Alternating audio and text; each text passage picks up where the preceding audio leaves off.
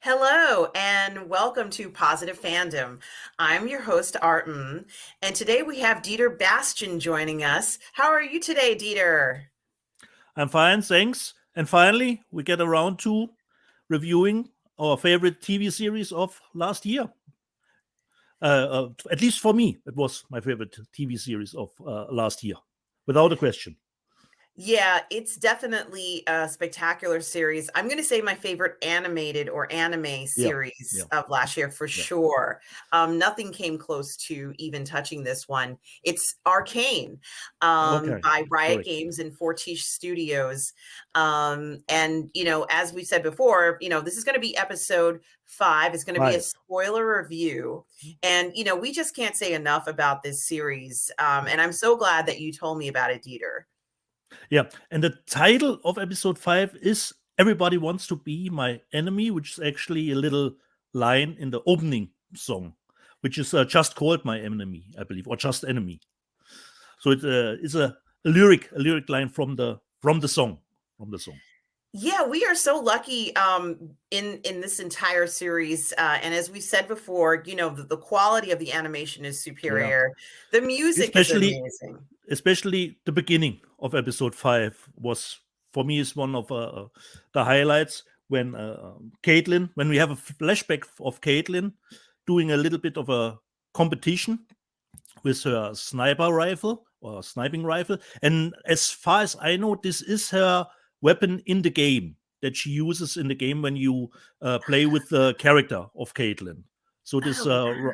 so the rifle, as far as I know, if I'm not correct, let us know in the comments. League of Legends players is her the character's weapon of choice, and we did see Grayson, who seems to let her win. And I have say you were probably right. I was wrong, considering this is a flashback that Grayson died in the episode where they had the run-in with Deckard.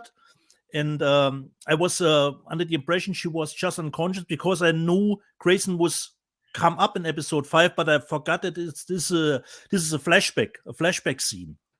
So you were probably right that Grayson died back in the episode 3. Yeah, yeah. Well, you couldn't know that in episode 3. Like it wasn't, Yeah, no one knew exactly who the casualties were, what enforcers yeah. were killed. Um, But uh, you at that said point. Grayson died, and I said no, she comes back in episode 5. But I Well, forgot that it's okay. this is a flashback. This is a flashback scene. You know? Yeah, yeah, it is a flashback scene, and boy, it's a beautiful scene. Yeah, It's totally. so amazing. Is there anything that they can't do in regards to animation from this studio? Yeah, Fortiche, I think is the name of the studio.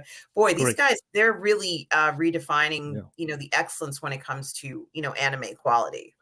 and it's great when the show has these little snippets without any dialogue, and you can just enjoy a visual moment of the series. You know, and we don't find out if Grayson let Caitlyn win at the end. You know, she didn't say it. She got paid, but it's up to your own interpretation about Yeah, the competition.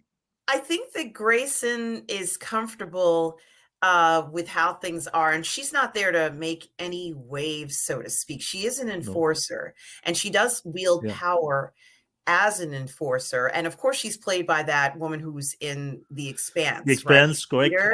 I don't try to butcher her name. We all know her.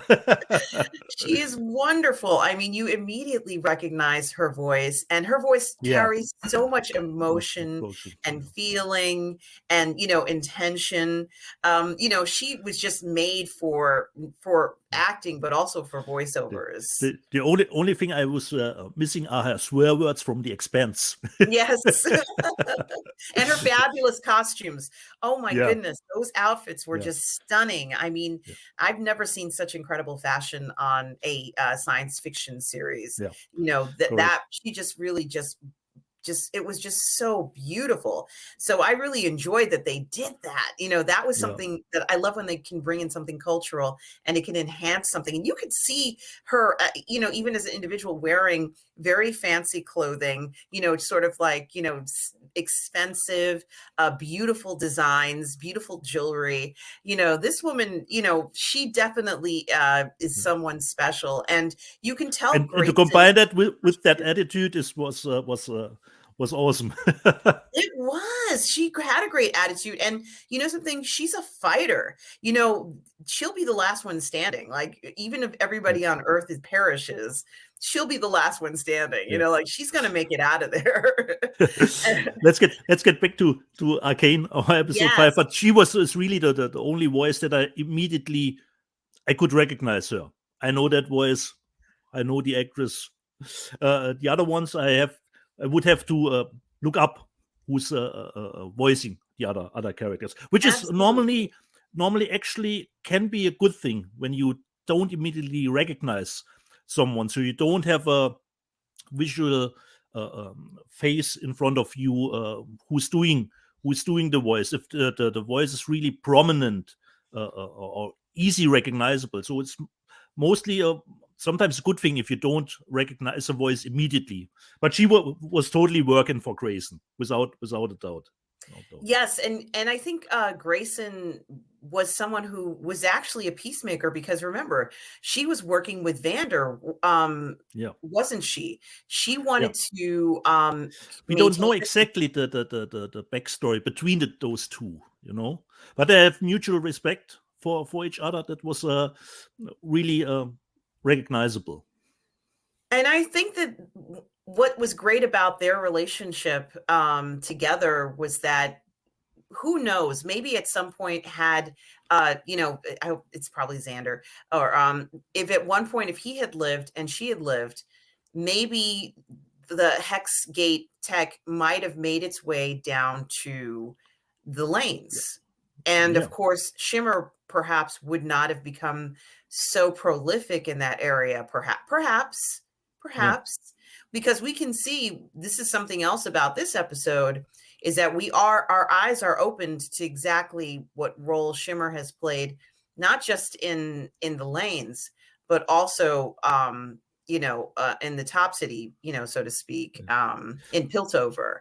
So I think that sometimes when you lose key people like Grayson, like Xander, that's what can happen. They were so important in their respective roles that a gangster replaced Xander and a gangster replaced Grayson. Marcus essentially is yeah, now yeah. sort of And top we dog. actually have some kind of similar situation now with Marcus and Silco. Marcus Yes. is the new sheriff for Grayson, and he is almost in the same position as Grayson was, considering the terror act from Powder, from Jinx, and he has to deliver any kind of culprits who were responsible for it.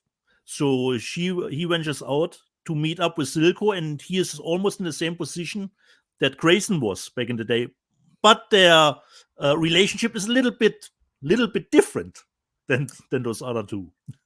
It certainly is different, and we're certainly going to get into that in more detail.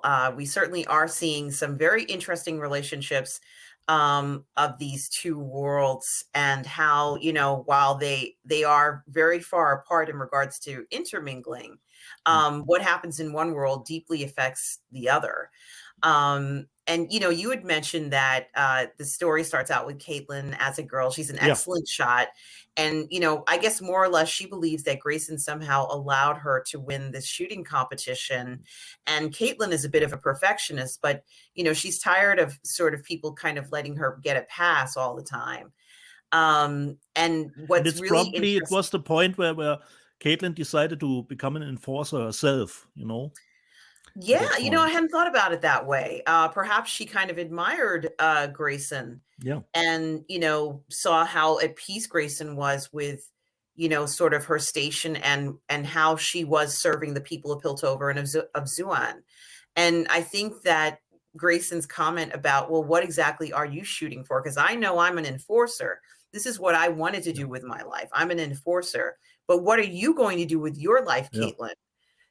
And I think it was a very, telling moment where, Caitlin is kind of looking at this and probably admiring Grayson and her, candidness about, what is she going to do with the rest of her life for the girl who could probably do anything, right? Because Caitlin comes from a privileged background. She's one of the Caramans. And of course, who's a benefactor for Jace. For Jace, yeah. And we travel into the present where we actually left off in episode 4 in the prison on the island, where she talks to Vi about the incident. And at first she thinks she can't get anything out of her, but then she shows her a picture that she made on the crime scene, of the floating airship, and Vi immediately recognizes the drawing that only could be one of Powder's. And Caitlin mentioned Silco as an industrialist. So they have something in common that they were both looking for. And lucky, like you mentioned, Jace is now a member of the council, and he did get Caitlin the release papers, so Vi could get out with her and take her to the underground and find out what was going on. Yeah, absolutely. And Vi had absolutely no form. She had no record. There was nothing down as her sort of breaking the law. And Caitlin is at a loss as to why, Vi is even in prison in this horrible place. Yeah. And the hard part was hearing Vi say things like, well, can you leave me alone so they can send in whoever's going to come in here to beat me up so I can get on with my day? And that really bothered me. The idea that, she was kind of getting abused in prison. I mean, it is a prison. I know that. But the guard itself said, do you need some help? Oh my God. And he looked so like huge and mean. And you just know he was like, do we need to knock her around? That's essentially what. And Caitlin's like, no.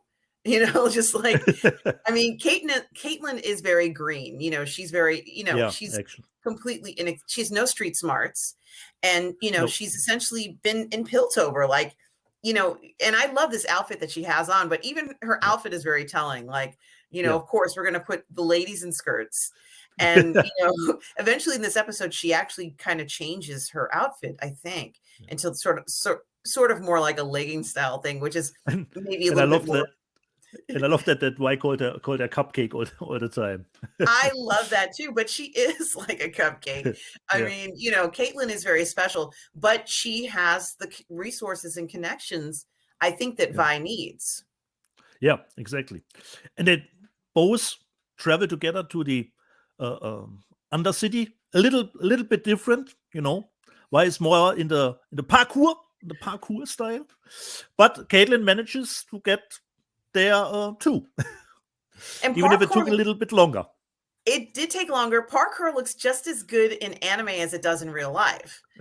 Like seeing Vi kind of like float in the air as she's going across a sequence. Awesome. And it's like, that looks so cool, Yeah.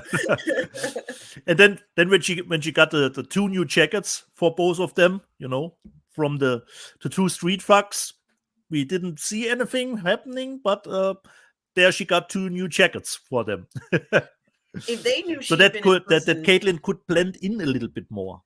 Oh, absolutely. If those street thugs knew that Vi had been in prison for 10 years in Stillwater, they wouldn't even have touched her. Like, they would have been like, I'm not even going to approach that. But, she kind of looked at but she seemed an easy target for both of them. Yeah. So you do land in the garbage. Absolutely. And, I almost wonder whether Caitlin, because of her upbringing and because of her age, whether she could really ever be street smart, but it doesn't really matter, I think. I think that she has her strengths and Vi has her strengths, and together they can make a pretty good team. And they garner mutual respect over this episode for each other. They do. And You know what I find really interesting, Dieter, is if I were to go to the underworld, I would be at a loss as to where to go and what to do. I wouldn't Yeah, know who to yeah, ask or, what was going on. There's a scene, Dieter, where they're both looking at what used to be the last drop. yeah. And, Caitlin Which is says, under new management, as we know. it is under new management, Silka, right? Yeah, correct. And, Caitlin kind of makes a remark where she says, well, you could just know there's bodies buried in the basement in there. And Vi is so hurt by it, but she holds it in, like, I kind of think that Vi just is an incredible person to just keep that, because, normal person would say, be very angry about this, but she just clearly tells her, you don't know what you're talking about, and I think that if Caitlin knew how hard Vander worked to keep the peace and have that place sort of like as a refuge for people to be in, and like when in episode 1 where there was that transaction where someone was trying to cheat another person and he intervened and he says, no, you're not going to cheat here, this is what's going to happen, and if you don't like it, you can go elsewhere. I think if she knew that role that place had played in the underworld, she'd have, it would be such an eye opener to her, but it's not anything that anybody could explain or understand coming from where she's from. Yeah, totally. And should we get with this story continue, or should we change up more in the line with the episode? More in line with the episode, because we forgot about Chase. We see him getting more and more into politics, which he actually doesn't want to be. But luckily, he has Mel at his side to guide him a little bit through the little bit of politics and mechanics that he has to work through. And he still puts the pressure on Marcus to find out what was happening during the attack, who's responsible for it, and that Marcus can easily knock on some doors, but that doesn't sit well with other council members who have some, perhaps not all legal doings on the side, considering the Hextech. So, but Mel guides him a little bit through relationships that he can forge with those people, And we see Victor, of course, again, still hard on finding out more about the Hextech and how to use the magic power that comes with him. But Chase actually has at that point no time anymore to help him out. Yeah, that's a very good point that you make about how Jace is now otherwise, detained with other things. He's now a council member, and now he has to navigate politics, and he's kind of, He's in different waters. It really is. And Victor is in bad shape. Yeah. And we can see that he is bleeding, and the blood gets picked up from the Hextech. What this will entail, we don't know exactly, but there is some strange DNA mix happening with it.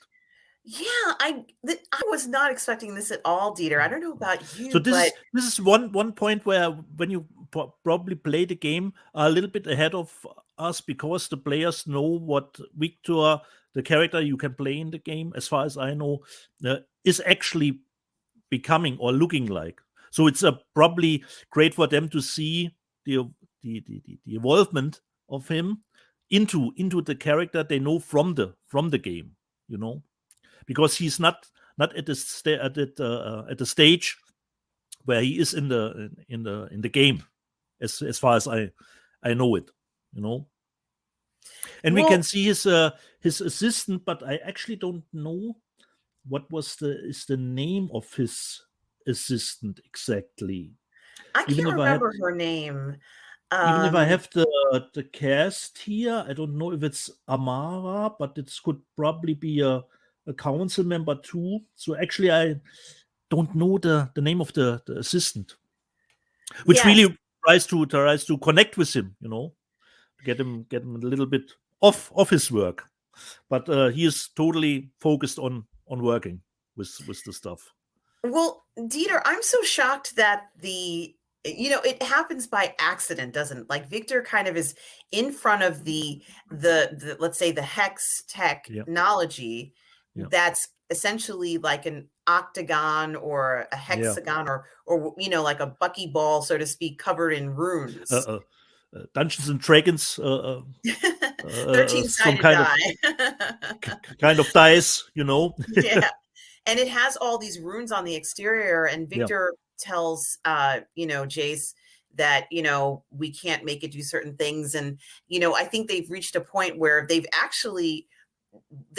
accomplished a lot, because it seems like the Hex Gate is exactly what Jace and his mother were pushed through in order to get to the world they're at. This person who was using the Arcane used that to bring him to this better place.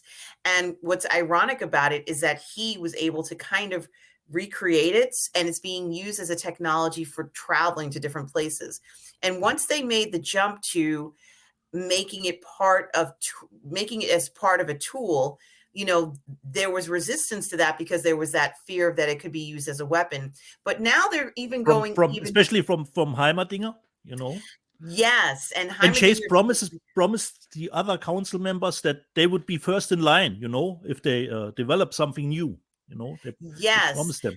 And so after they developed those sort of like weapon style, or like, let's say, tools that could use hex tech, now what's happening is that I'm not quite sure what their goal was, but what I find interesting is that by accident Victor kind of coughs up some blood because he's very ill.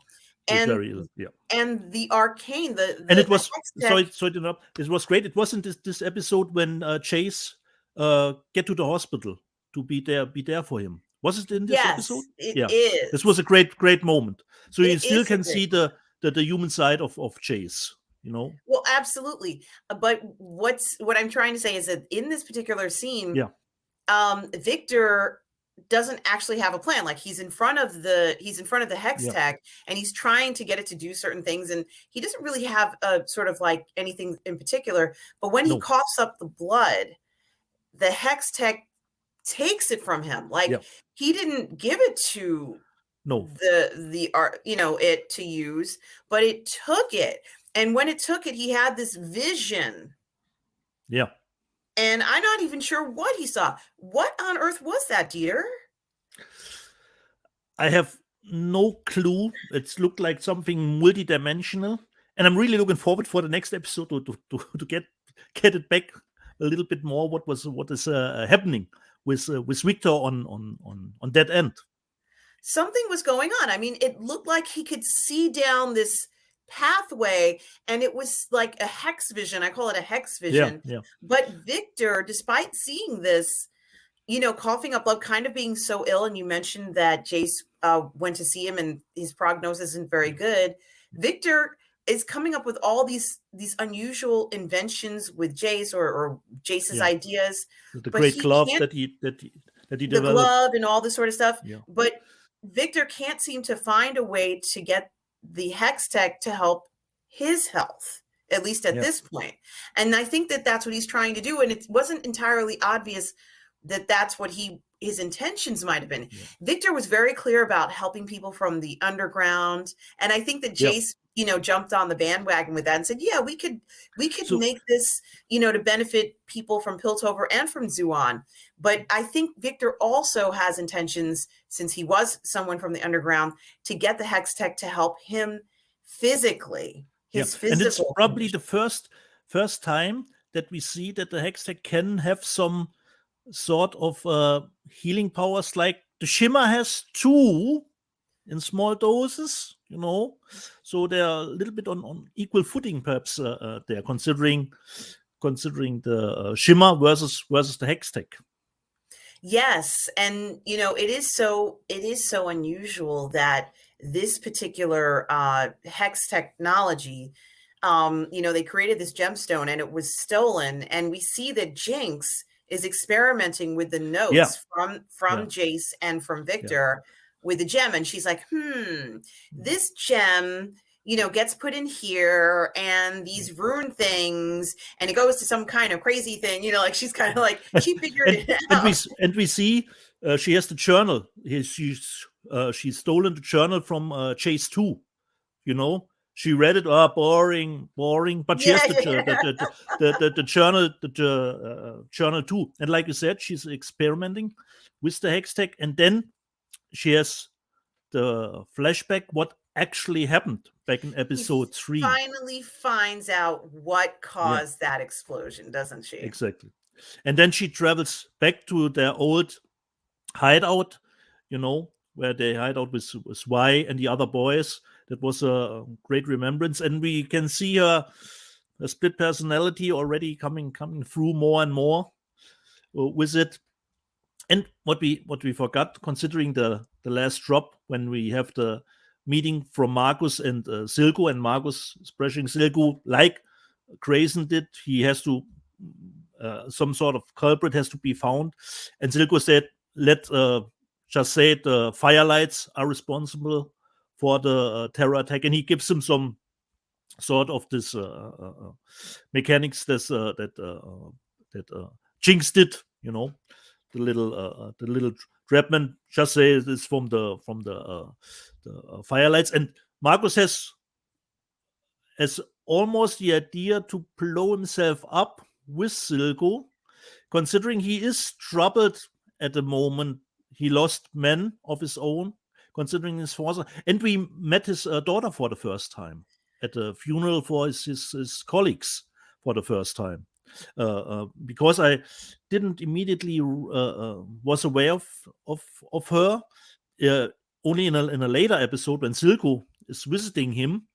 But this was actually the first episode we saw his daughter. We saw Marcus's daughter.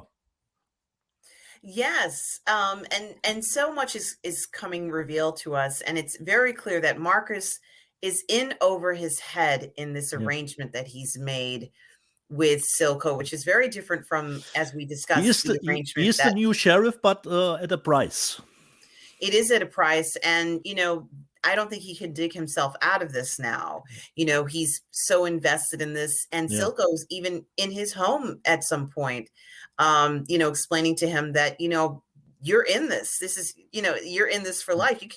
You're not going to be able to get out of this. And, you're just going to have to accept, what's going on. This is the path that you have chosen. Yeah, totally. And if we are jumping a little bit back and forth here. Mhm.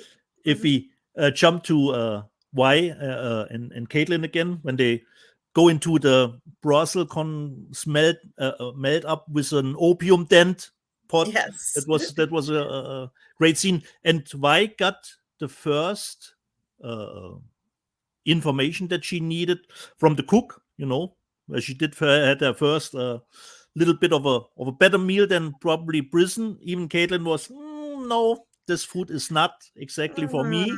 Yeah, it didn't And look too appetizing yeah, as far as I'm concerned. yeah. But only God knows what they've been feeding her in that prison. And it was nice at the little club, let's say, when she said to Caitlin, make use of your attractiveness, Cupcake, while I get some more information. I love that part. Caitlin, like we said, is so green. She's so, out of the loop, and just has no idea what she's trying to handle here. And I think But that she gets a little bit into it and actually doesn't notice that Vi is already leaving. she doesn't notice, she's Yeah. kind of involved with someone and probably Yeah. getting information from them. But she's into a role-playing game. What was the name she used? Matilda or something like this? Yes. She even changed her accent a little bit and trying to cover herself, but it's obvious that she's, does not belong in the underground. There's nothing that Caitlin's going to do that's going to blend her into that world. And Vi did find out at this location where the number 2, Sevica, is normally her hangout, which is, of course, the last drop. Yes, and I have to say, I really like the part where Vi confronts Savika, because that kick, that I guess she kicks her in the knee, she knees her. I guess Yeah, is, I that don't know. came totally hit like that, and the fight was just awesome. It was With fantastic. some wrestling moves, a Superman punch, a drop kick, It's everything was in it. wonderful. And we got to see two things. We got to see that Savika has a metal arm, so it's like Yeah, this Spider-Man moment. It's like, you have a metal arm, yeah, and it's powered by yeah, Shimmer. exactly. Wow, there's Wow, some parallels between how Shimmer is working in technology and how exactly. the Arcane with the runes and everything is working in technology. There's some Yeah, parallels there, and I guess the parallel. I'm not quite sure why there's a parallel, but yeah. it's No, actually, ironic. there is. They're equal powers, almost. Yeah. And the other thing too is that is Savika like, she's large, she's big, Yeah, totally. and I'm like, in She's this not to particular. be messed around with, especially now with the metal arm, which Yeah, Wyatt I did find almost out. exactly. I almost wondered, there are so many different types of creatures in this story. And it's like she looks human, but I'm almost wondering like whether she's a bigger human, or there's Okay. something to her. But boy, she's a heavy. And Yeah, she was about to kill Vi. yeah. Vi was a goner. It was great. The action scene was just great because it was a nice back and forth. Everyone's got the upper hand at one point. And Wyatt did actually was at the winning streak, but Sevica pulled a little bit of a sucker punch with her metal arm and injured her really badly. And you actually thought this could be it for her. But lucky, Caitlin showed up with her little sniping skills. Yeah, who would have guessed that Caitlin, had her back, right? Like, Yeah, I would have never guessed Caitlin was going to show up like that, but I'm sure Caitlin was like, "Where's Vi?" yeah, And she managed to find her. I bet you Caitlin went and spoke to the woman, that lady who Vi was yeah. speaking to, and Could then be, could totally be. yeah, and then for her to snipe that way, and she hit her twice or three Yeah. times, Even if and I was a little bit complaining, why didn't you shoot her where you could kill her? But she actually just driven Sevica away with her shots. And then that was the point where we can see the mutual respect of the two, where lifted up a little bit, or at least from Vi's perspective, because she was saved from Caitlin. definitely. And thank God she was there, because it would have been Yeah, a bad situation for Vi. This would have been game over for her, and probably yeah, game over for Caitlin. One other thing that does happen, or at least kind of coincides with the idea that, or at least what's going on at the same time, is Counselor Medarda, after yeah. she has helped Jason or Jace, Please. kind of smooth things over with the other counselors and all the Yeah, important yeah, people, she kind of makes a move on Jace. Like, yeah. she pretty much jumps his And we bones. see I her mean, finally that great hair that I don't have, in all the full glory. All the full glory. yes, you do. And she's a beautiful woman, Yeah, and and she knows it, and she's got so many talents. And I think she had her eye on Jace. Of course she did. She says so in the yeah. beginning, that she has her He's the eye on golden Jace. boy Yes. from the looks too.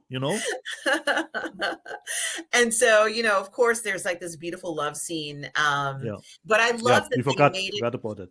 Oh yeah, that beautiful love scene. I Yeah, didn't forget about the love. I was like, yeah, this is yeah. great. We get like a Now, love scene now in it's this coming movie. back to me too. It was very good. Yeah. I really liked that they had that in there. I wasn't expecting to see a love scene in this, but there So it's was really, one. really, it feels like adult animation, Oh yes. animation more um, for grown-ups, It's Oh made for yeah. grown-ups. Yeah, it is. It is meant for grown-ups, Peter. you know, um, And But everyone can watch, of course, Arcane. Yes, it was not what I would call first of all, there was Explicit. no It wasn't it was explicit. not explicit. Sadly, No. it was not explicit. No. But it still would have been great if it were. Like I don't think it would have detracted from the story at all. But they keep it at a nice level, considering violence, this stuff, everything fits in the show for me. Nothing is seems out of order considering what they are showing. It is the perfect balance of everything. Yeah. And they parallel the lovemaking scene with Victor working on the hex tech. Is it Miss Young? Is her name Miss Young? That could be. But let me just see. But I don't find anyone on the cast that says here Miss Young. But you could be right. You could be right. And so what is also very disturbing is that I think Victor has found out that, or at least suspects that the hex tech can take organic material, including his blood, and use it to propel itself. And it is very disturbing because, at least for me, I found it very disturbing because it's giving it's almost like it's sucking the life out of Victor. I mean, we don't really know what's going to happen with his, exploration of using human or any kind of blood or some sort of organic material to do this. And it's dangerous and it's completely, unknown. And, I'm not comfortable with it. I mean, what do you think about the blood and this hex tech, Dieter? Well, it will probably give way to new inventions, or see new transformations, considering especially Victor, and let me just see if we gotten all story points. It made some notes, but I think we've gotten the most story points in it because our friend Powder was taking a little bit of a backseat in this. She did because she got frightened. This whole flashback frightened her from continuing to work on the gemstone. She's the one who stole. But she wasn't really aware what was happening in the episode in episode 3 in the final climax. But now she knows how powerful that hex tech stuff is, and Silco is pushing her to develop something, I believe. He is pushing her, and he tells her, look, Powder, Powder has to die, and you have to give in to Jinx. Jinx is worthy of being somebody, and Powder isn't who you were. And he kind of makes a good point in the sense that she does have to grow up. But you and I both know that, she's not going to grow up because she's not quite in the right state of mind as far as I'm concerned. Yeah. And it was great when she did get back to the layer where they had that boxing game, the boxing mechanics and the scoreboard. And my gosh, the animation in that. Yeah, and when she was punching and then her sister was punching. Yeah. But I think it was still why I don't know if there was any names, but I think she was a little bit frustrated that probably Y was still number one on the scoreboard. Mm-hmm. She really was, and she put, I guess, some of the pieces back together, and that scene where she's fighting and she's punching, and then you see Vi, and they keep, like I said, it's great when the series sometimes just can work with visual stuff, show, don't tell, It was spectacular, and we're talking about like 20 scenes in a second, like this is high level, quality in regards to storytelling, which would be very difficult to kind of show in another medium. It wouldn't be as effective nor as visually pleasing as it was in the animation to see it switch back between the two of them as she was doing some of those fighting scenes.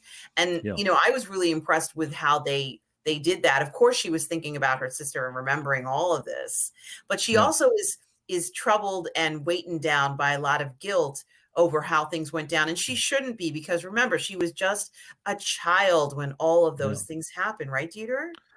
Exactly. And that is why is actually helping Caitlin. She wants to find out where is Powder. And we forgot just the last scene of the episode where Sevika tracks herself to Silco and says, "Vi is back looking for her sister."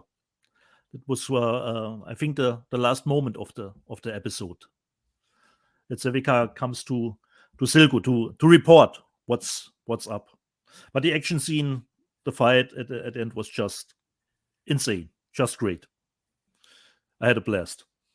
It was amazing. And this is just something that I think is so cool that Savika has this encounter with Vi.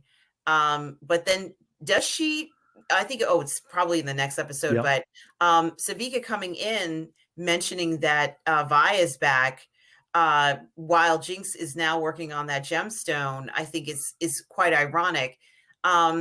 Kate, of course, is, and we knew this from prior episodes, looking to see who stole that stuff and who created the explosion. Exactly. So unbeknownst to Vi, Kate actually has this sort of ulterior motive going on. And, Vi never asked her, like, why do you want to go down to the underworld? There were questions that I think Vi probably could have asked Kate before she kind of went on this journey, because Vi could have just ditched Caitlin if she wanted to, couldn't she? Yeah. She probably did at that little club that she did find the info about Sevika, but she was lucky that Caitlin was on her trail. And with that cool vignette with the Imagine Dragons, the "Everybody Wants to Be My Enemy" song, we get to see exactly. I totally forgot about it. I don't know actually if they are drawn like the band members a little bit. I actually haven't checked that. If the band members look a little bit like the I didn't check it out either, but I so I would have to look up how the band members look. And maybe somebody can put in the comments if it is actually the likenesses of Imagine Dragons. I think you can find a band on YouTube with video clips of them, and I don't know if it's some sort of resemblance of them. But you're right, and especially since the episode was called "Everybody Wants to Be My Enemy," which is even the title track of the show. Oh, it's so good. Let's just see if I can find them. Yeah, I totally forgot about that sequence. Just with the music, trudging a little bit around the Undercity was great. Yeah, it's them. It's them. It's their likeness. Yeah. Okay. Yeah. Okay. It is them. And as that scene is going on, that's when Vi discovers how pervasive Shimmer has become in the lanes. Yeah. And she's appalled by this because she saw it in Savika's arm. She saw that. She was like, wow, what is that? And what is that stuff going in her arm? But for her to see how it is kind of taken over the underworld and pretty much dominates everybody's activity from everybody, all the shopkeepers and the houses, everything it's in every part of that underground world. And the effect that it's had on people, it's the new drug. It's become something that everybody is addicted to. And things have not improved in the underworld since Vander died. In fact, they've deteriorated. And there's hardly anybody that hasn't been touched by the Shimmer product, thanks to Silco. And the worst part is that the distribution of the Shimmer product is benefiting the Piltover, isn't it? Yeah, correctly, because they're using the hex tech to get the stuff wherever they Silco need the stuff. And what you were right. I think I forgot about the scene with Silco, and you mentioned it, Powder, where he says you have to detach yourself from Powder in the water. The scene in the water where he told her about his changing, from the person he was, and then Powder goes through the same, some sort of the same transformation. I totally forgot about the scene, but you mentioned it. Was the scene where they ventured into the water, where he had the fight with Wender back in the day. And we still don't know what happened in that, let's say between Vander and Silco. Like, we don't know all the details. What we can see No. is that Silco's a lot weaker than Vander, wasn't he? Yeah, of course. It was just not that type of build, But like you said, we actually don't know what caused the rift exactly between them. Probably different opinions on how to handle the war, something like that. We actually don't know, but it's always a great thing. We don't need to know everything. Not everything has to be spelled out. There can be some mystery left. And of course, my question at the end of this episode is, has Victor discovered something that is going to completely take control, and just, do what Heimdinger has been saying all along, which is it shouldn't be meddled with. We shouldn't be working with this technology because it can be very bad. And Heimerdinger was actually not in that episode. He was at the opera for a minute. Well, yeah, exactly. The opera was great too. We have a lot of music in this episode. There was a lot of music, but the irony of Heimerdinger being at the opera was the fact that he was the only counselor on there who didn't have some kind of stake in the hex technology. Therefore, he was not corruptible. So he was always wanted to pump the brakes. Still wanted to pump the brakes a little bit. Definitely. And he doesn't see the sense in trying to make a profit off of hex tech. He understands that it's a tool that can benefit, the society, but he's not in there trying to make a buck, is he? No, definitely not. Because the most important thing to him is the science. And I think that Jace and Victor, that's the most important thing to them as well. They're not necessarily profiteers. They're not. That's not what they're. No, they want to ease the work for the people. Like we talked about before the show, considering the industrialization changing over the years, work is getting easier done than it was back in the day, And we could see with the inventions that Victor and Chase already held a little bit back. You could easily help those workers out to make the work more easy to do. But one thing that I can say is that despite all the advances, and it's got to be about 10 years since they discovered hex tech, despite all of this, I'm not seeing life in Zuon improve. And Victor kind of alludes to saying, well, we were supposed to be helping the people in the underworld. They need help now. They need this thing right now. And Jace's response was like, well, I'm going to stop all the corruption. And maybe that's going to help people in the underworld as well as people in Piltover. But in actuality, it's quite a complex situation. Yeah. And, the people in the underworld are not really benefiting from this, are they?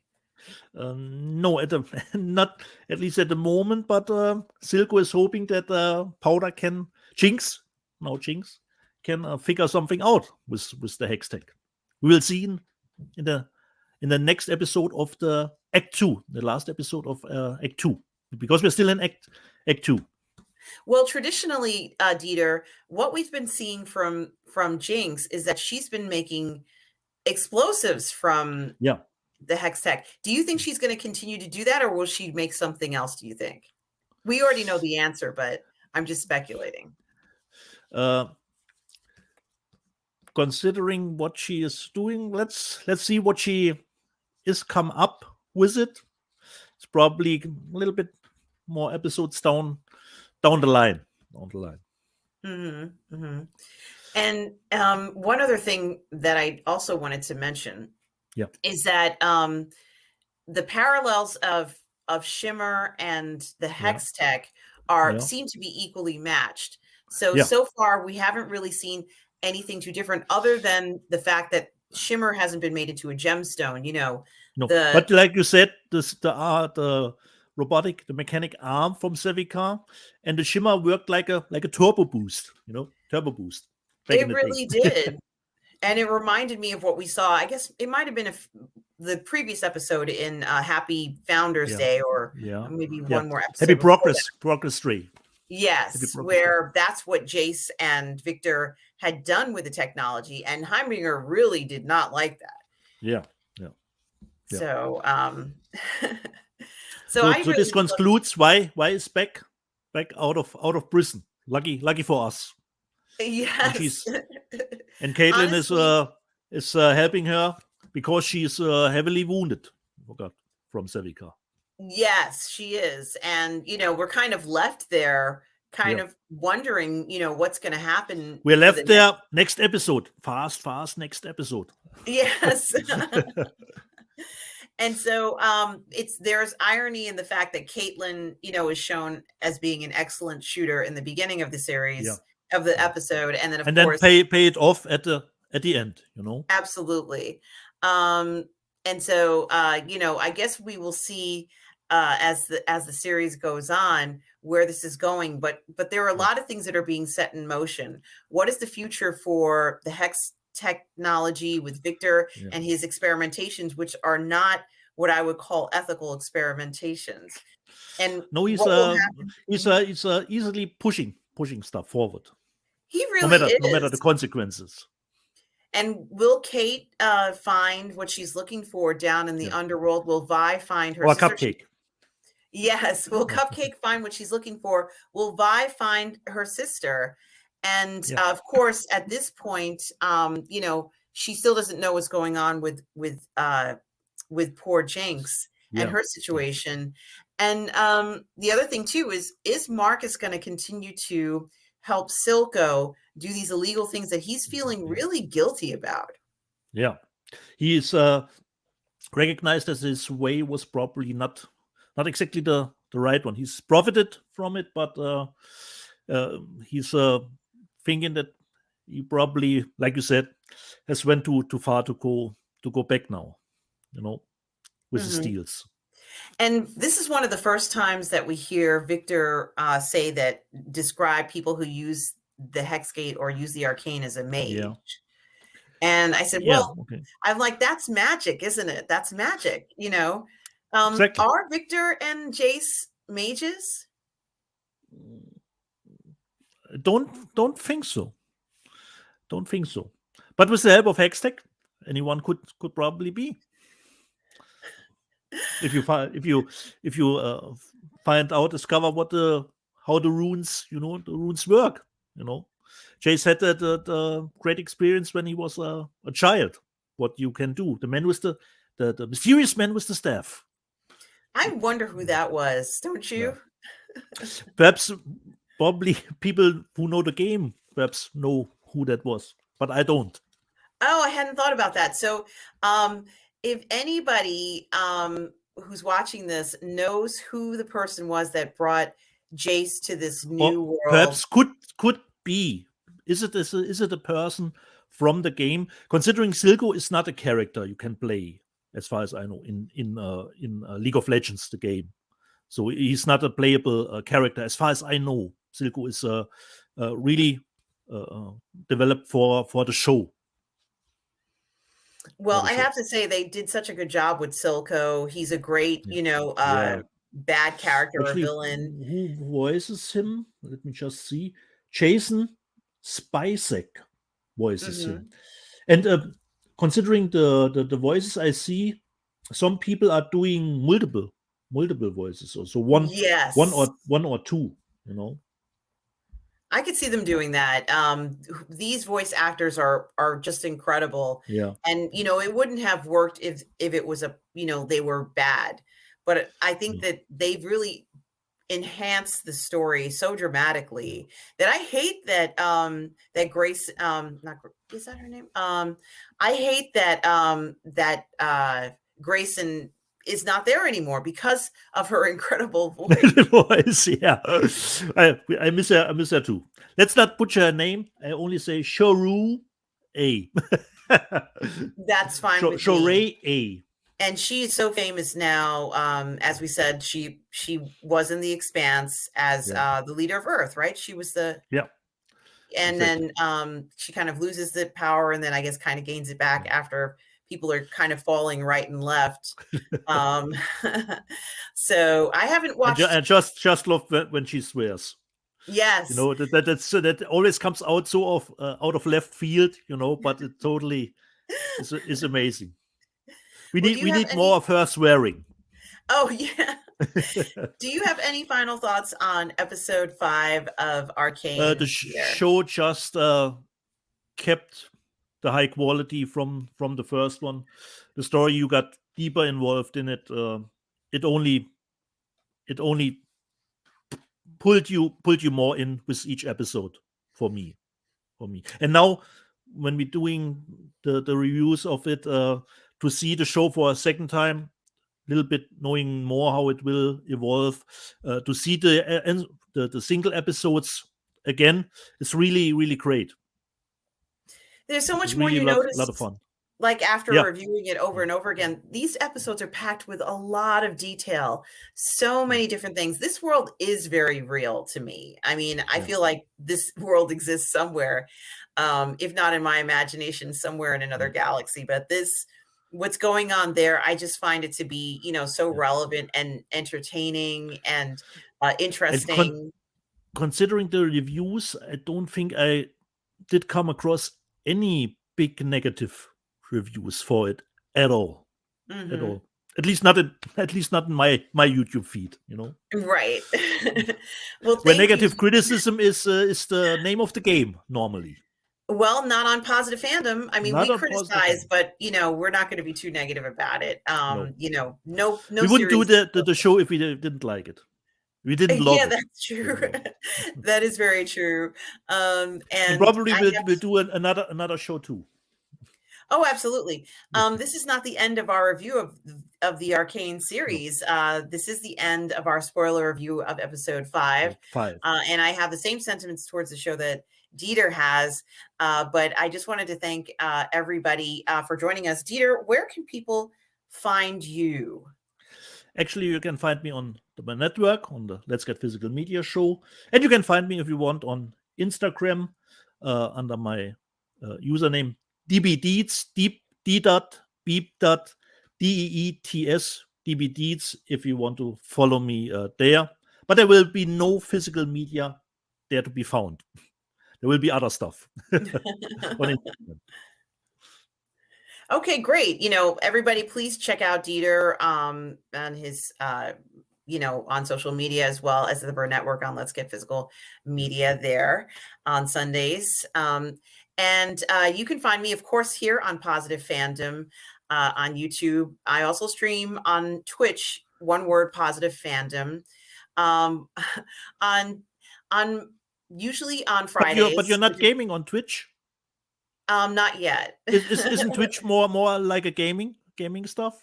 Well, you can stream on live on Twitch. You can talk about gaming, or you can actually game, or you can stream videos like what I do. So there's a variety of different things. My intention is to game on Twitch, but I have to decide on, what game I'm going to play. I kind of want to play BioShock Infinite on Twitch. So I may pop open that game and get everything connected. But right now I don't have my system set up to play the game. So I need to finish doing that. And I kind of want to explore some games that I like that are older, but I still enjoy playing them. So I may end up doing that very soon on Twitch. But don't forget, League of Legends is probably not for us. No, perhaps not League of Legends, but maybe some other games that are some things that I want to play. I was thinking of playing the first Last of Us as well on Twitch, awesome. But that was such an awesome game. I might on easy. I'm going to play it on easy, not on. Okay.